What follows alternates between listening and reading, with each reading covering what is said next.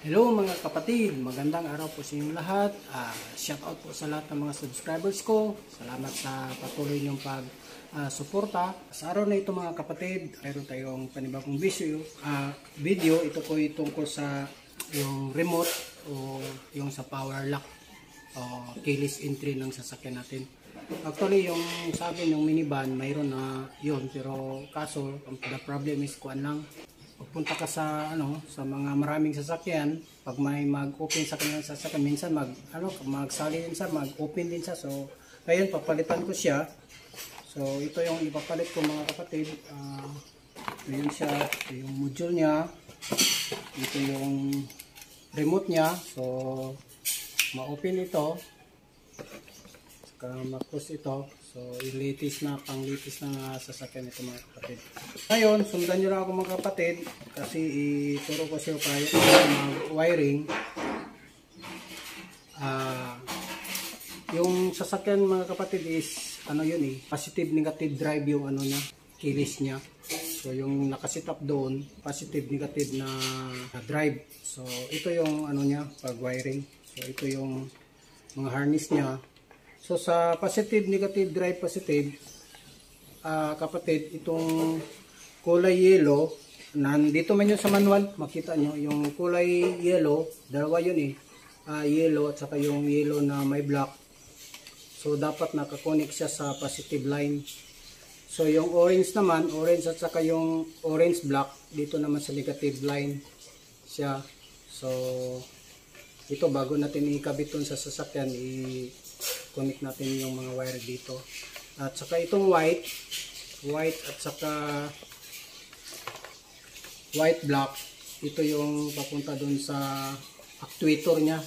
So ito pag i-remote ito positive, ito negative. So kung i-open mo naman, so kung close, ang sa dito negative, ito positive. So pag ibaliktad mo naman, ito na naman yung positive, ito yung negative. So baliktaran lang ito siya. So ito siya papunta doon sa actuator.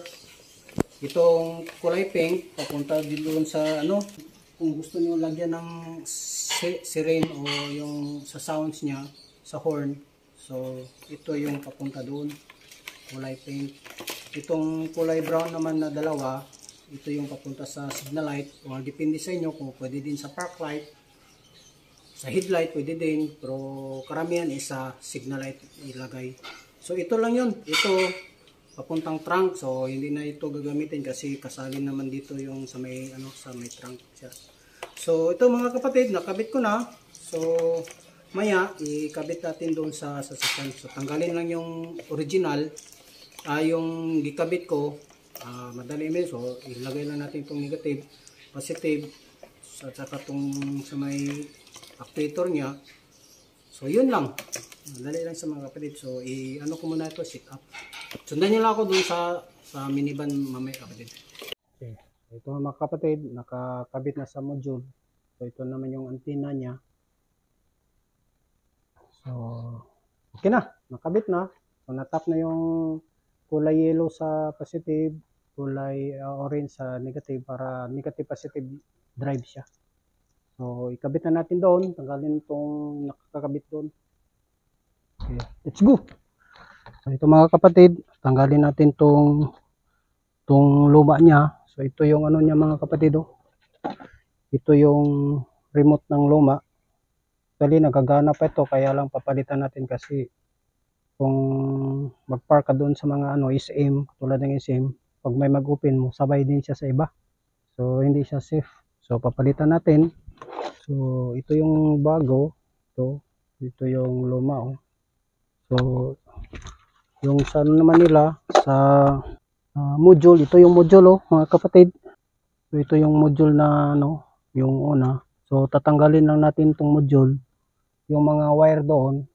So, kung anong kulay dito. So, ito yung ipapalit natin.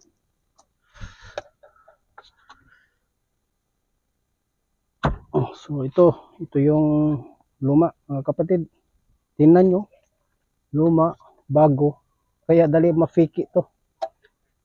Kasi maliit siya. Mura man lang kasi ito Mga lang to, 200, samantalang to mga 700. So ito, kabit natin to mga kapatid.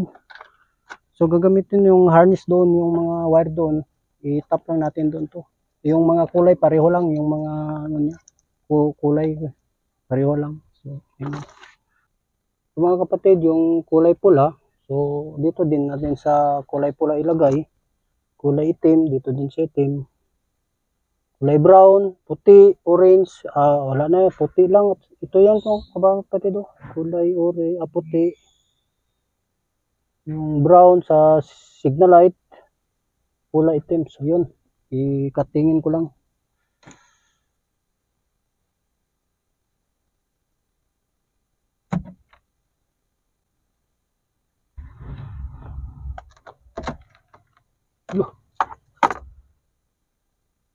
Ito mga kapatid, oh, naputol na, oh.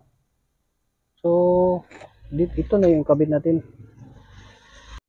So, ito na mga kapatid, oh, nakabit na yung ground, yung positive nakabit na. So ngayon i-try natin tong ano, horn niya kung ano, maganda ba yung boses niya. So dito lang sa kulay pink, kabit yung positive. So itong negative, lagyan natin dito ng negative para matry natin kung maganda yung tunog niya. Baka mabilis pa yung ano niya. Okay. Ito, mga kapatid, oh. Select na rin. Unlock. Okay siya. Okay siya, no? Kapag tingog, no? Ganda yung ano niya. Ano doon, marinig. Oh.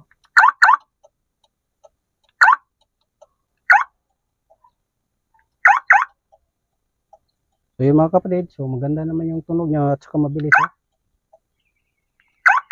Okay siya. So ikabit natin yan mga kapatid para marinig natin na, kasi pag mayroong ano siya sounds, hindi mo na kailangan tingnan yung lights para maalaman mo naka-lock na siya or naka-unlock. So alam mo naman one sound is lock, pag dalawa is unlock. So ikabit natin mga kapatid. So nakita nyo na gumagana. So ito yung susi niya. So yun mga kapatid. Sundan nyo lang ako mga kapatid para ma-finalize natin to. So ngayon mga kapatid, yung sa actuator na naman, yung para dito para mag-lock siya. So sundin lang natin yung luma niya, yung una, kasi wala namang problema yun. So ito yun, kulay white. So yung kulay white dito sa bagong module, ito kulay white at saka mayroong white black. So ikabit natin dito. Sundin lang natin dito kasi may coding to, mayroong white black dito at saka white. So sundin lang natin para yung sa unlock niya, yun ang sa unlock at saka yung sa lock sa lock. So ito. So pure white. So, dito natin ilagay sa pure white. So, puputulin ko lang mga kapatid, tapos dugtong ko lang para matry natin mamaya. So itong pure white mo ng kabit ko. Maganda to kapatid kasi mayroon siyang ano, mayroon siyang fuse. So ito, kulay white.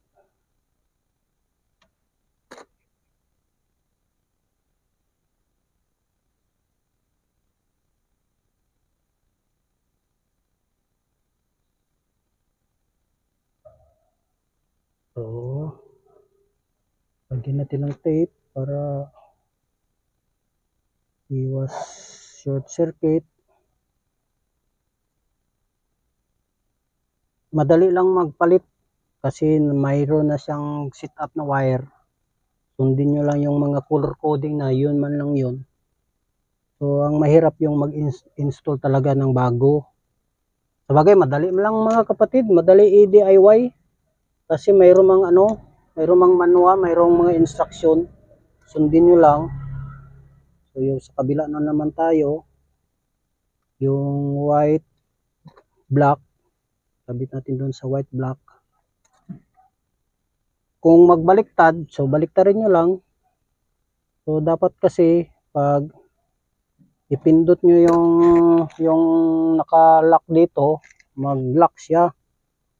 Pag i-unlock nyo, naka-unlock din.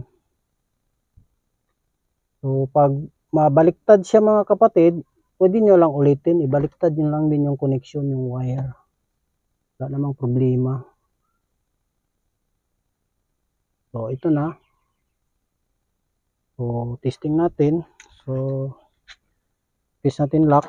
So naka-lock siya mga kapatid oh. Oh, so i-unlock natin. Tingnan nyo to.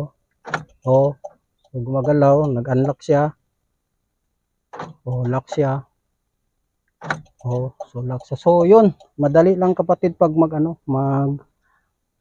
reinstall kasi mayroon ng mga linya ba, mga wires na nakakabit. So yun, okay sa mga kapatid pag i-lock mo. Oh, naka-lock siya. Pag i-unlock natin, oh, unlock siya. So okay na yung ano niya, so tipan ko lang at ang sunod natin is yung sa signal light, yung sa light. So sandali lang mga kapatid. Tipan ko lang to. Okay na yung sa lock niya mga kapatid. Ang sunod is itong sa signal light. Kasi ang gigamit ko na light is sa signal light para pag mag-lock ka, ilaw yung signal light once, one, kaya isa. Pag mag-unlock ka, dalawang ano siya. So ito yon yung kulay brown. So sa installation ng ganito, madali lang siya gawin kasi mayroon na siyang mga color coding at saka nandun sa manual. So ikabit ko lang ito doon sa original niya nga tapping, ito kulay brown. So gagamitin mo lang yung fuse para iwas ano sa ground siya. So putulin natin. So ito siya mga kapatid. So okay lang magkabaliktad ito mga kapatid, walang problema. Baliktaran basta wag nyo lang isabay. Kasi pag isabay nyo, pag mag-signal light kayo doon, ang mag-hazard. Kasi nakakunik na sa apat na mga ilaw. So dapat separate ang sa kanan, separate ang sa kaliwa. So wag idikit ito. So ito yung linya na dati. So mag-tapping na tayo dito. So kahit magbaliktaran yan, walang problema. Basta wag lang idikit, wag lang isabay.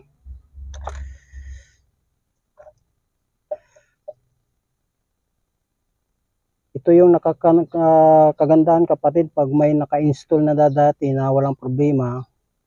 Kasi sundin nyo lang yung mga color coding ng wire niya. Doon lang kayo mag-tapping.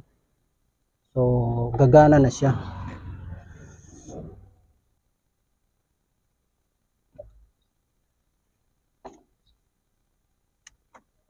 So sa kabila naman na linya, sa kanan o sa kaliwa.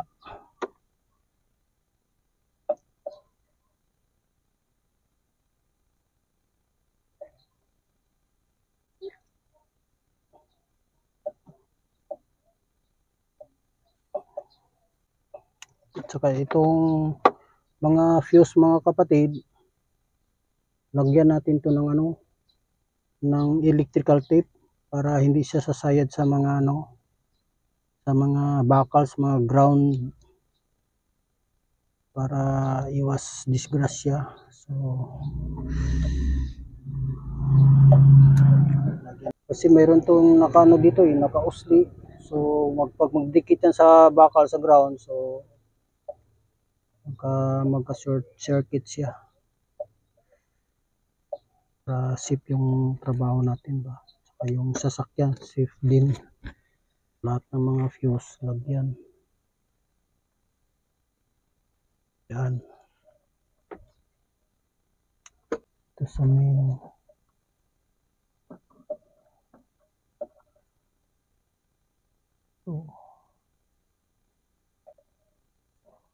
So try natin ang kapatid, mga ilaw. Sige, labas ka dito. Ang lights mga kapatid. So lock mga kapatid, isang ilaw. Unlock, dalawang ilaw. So sa kabila, yan mga kapatid sabay sila ilaw. So yan. So okay na yan mga kapatid. Yung last natin is yung horn, yung siren. So yun ang ikabit natin. So open natin itong hood. So sa siren mga kapatid, itong kulay pink, ito yun connection nya. Ito. So pasok natin to papunta doon sa labas.